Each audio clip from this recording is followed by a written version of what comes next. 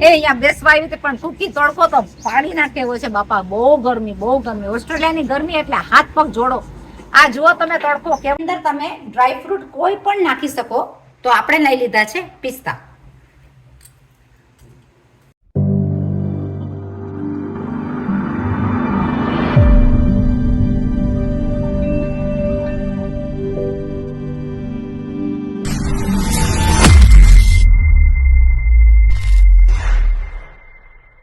એ અહીંયા બેસવા આવી હતી પણ સૂકી તડકો તો પાડી નાખેવો છે બાપા. બહુ ગરમી, બહુ ગરમી. ઓસ્ટ્રેલિયાની ગરમી એટલે હાથ પગ જોડો. આ જુઓ તમે તડકો કેવો છે. હવે આની અંદર શું મન થઈ ગયું ખબર છે? આવો તડકો ખાતા ખાતા બનાવી નાખું સાબુદાણાનું હેલ્ધી એકદમ સરસ મજાનો ફાલુદો. ગરમીની અંદર ઠંડો ઠંડો રિફ્રેશમેન્ટ. કેનું? સાબુદાણાનું. અને શું નાખીએ છીએ ચાલો મારે તમને વેલકમ છે મારી આ ચેનલમાં. આજે આપણે બનાવે છે રિફ્રેશમેન્ટ. કારણ કે ઓસ્ટ્રેલિયાની અંદર 45 થી 50 ડિગ્રી ગરમી એટલે કે સહન ન થાય એવી ગરમી. એસીમાં પણ સહન નથી થતી એવી ગરમી પડે. સૂર્ય અને પૃથ્વીની વચમાં કોઈ પણ લહેર નથી એટલે સીધો સૂર્યનો તાપ પૃથ્વી ઉપર પડે એ ગરમી સહન ન થાય એવી હોય છે. તો હું આજે બનાવું છું રિફ્રેશમેન્ટ એકદમ સરસ મજાનું, તમારી સાથે કરું શેર. આ છે સાબુદાણા. સાબુદાણાને આપણે પલાળીને આપણે કરશું એનું રિફ્રેશમેન્ટ. એની અંદર જોશે જેલી, એની અંદર જોશે રૂઆફઝા અને આપણે બનાવશું ઠંડુ ઠંડુ મિલ્ક વાળું રિફ્રેશમેન્ટ. કેવી રીતે બનાવીએ જોઈએ ચાલો મારી સાથે. આપણે લઈ લેશું 1 વાટકી સાબુદાણા. 1 વાટકીથી થોડા મેં ઓછા લીધા છે. સાબુદાણાનું પ્રમાણ તમારે વધારે તમને ભાવતા હોય તો તમે વધારે પણ લઈ શકો. એની અંદર હું લઈ લઈશ 3 વાટકી પાણી.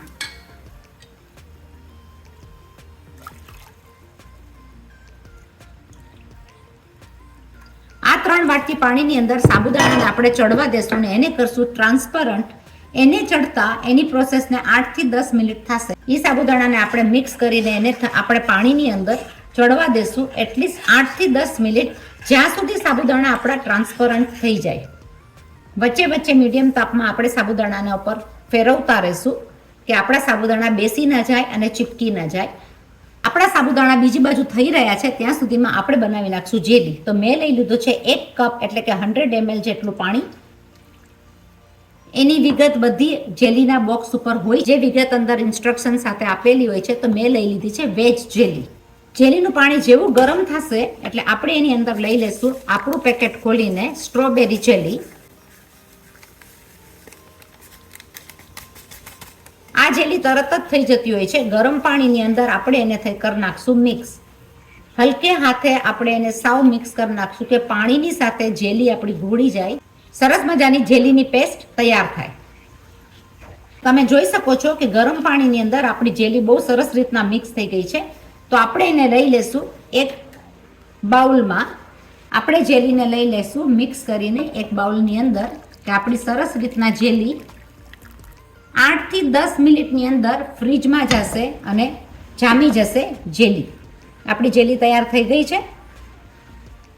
પાણીનું માપ આનું એકદમ બરાબર હોવું જોઈએ. પાણીનું માપ તરત બરાબર હોવાથી કે એનું જેલી તરત જામતા 8 થી 10 મિનિટ થતી હોય છે. તમે જોઈ શકો 5 થી 7 મિનિટમાં આપણા સાબુદાણા ટ્રાન્સપરન્ટ થવા માંડ્યા છે.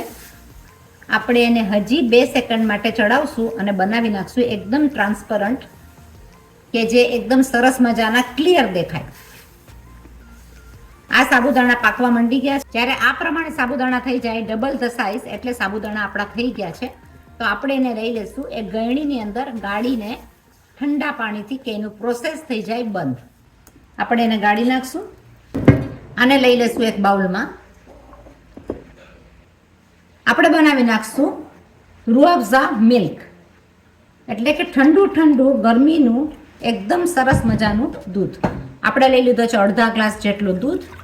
એની અંદર નાખી દેશું આપણે 2 ટીસ્પૂન જેટલી ખાંડ. ઓપ્શનલ છે ખાંડ. એની સાથે આપણે લઈ લેશું 3 ટીસ્પૂન જેટલું રૂઆફઝા. રૂઆફઝાની સાથે આપણે લઈ લેશું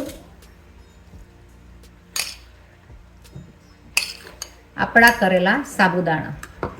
આને કરી નાખશું મિક્સ અને આપણે 10 મિનિટ માટે ફ્રીજમાં થવા દેશું ઠંડુ, જેથી કરીને આપણું દૂધ પણ ઘાટું થઈને થીક થઈ જશે.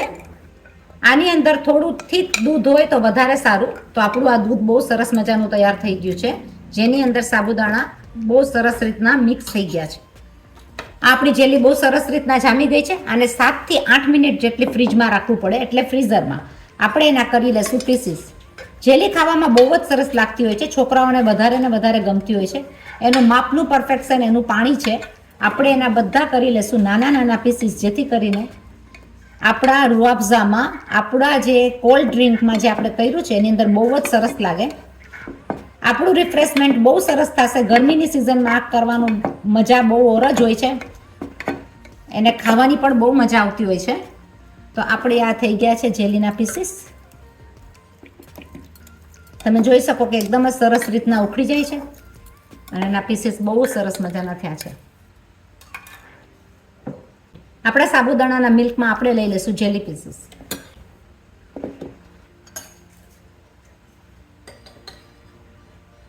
એની અંદર માપથી તમે તકમરિયા પણ લઈ શકો, તો આપણે લઈ લઈશું 1 ટીસ્પૂન જેટલા તકમરિયા. આપણે એને ડેકોરેટ કરશું આપણા ગ્લાસની અંદર. પહેલા આપણે લઈ લઈશું આઈસ.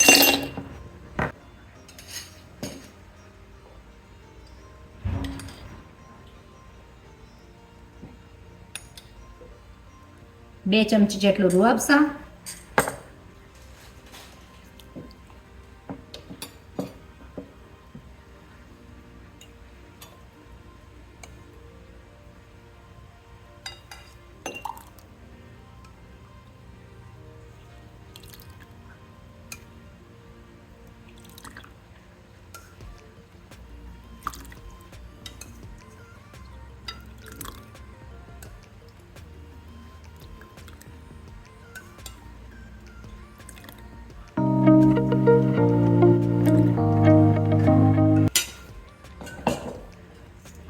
આપણું ઠંડુ ઠંડુ રિફ્રેશમેન્ટ તૈયાર થઈ ગયું છે.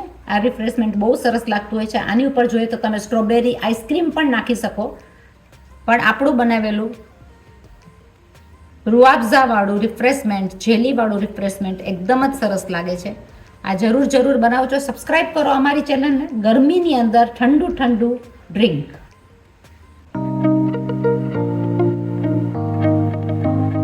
અંદર જૂ બીચનો ફાલુદો. જો જૂ બીચનો ફાલુદો તો આપણે આમ કરીને વેચવા માટે ઊભા રહી જઈએ તો કેટલો બધો ફાલુદો વેચાય.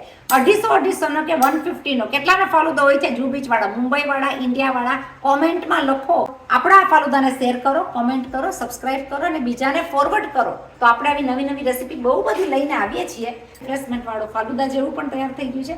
સાબુદાણાનું કેવી રીતે બનાવી નાખ્યું તમે જોયું. બનાવજો જરૂર, મહિલા પાછા જલ્દીથી. અંદર તમે ડ્રાય ફ્રૂટ કોઈ પણ નાખી શકો. તો આપણે લઈ લીધા છે પિસ્તા.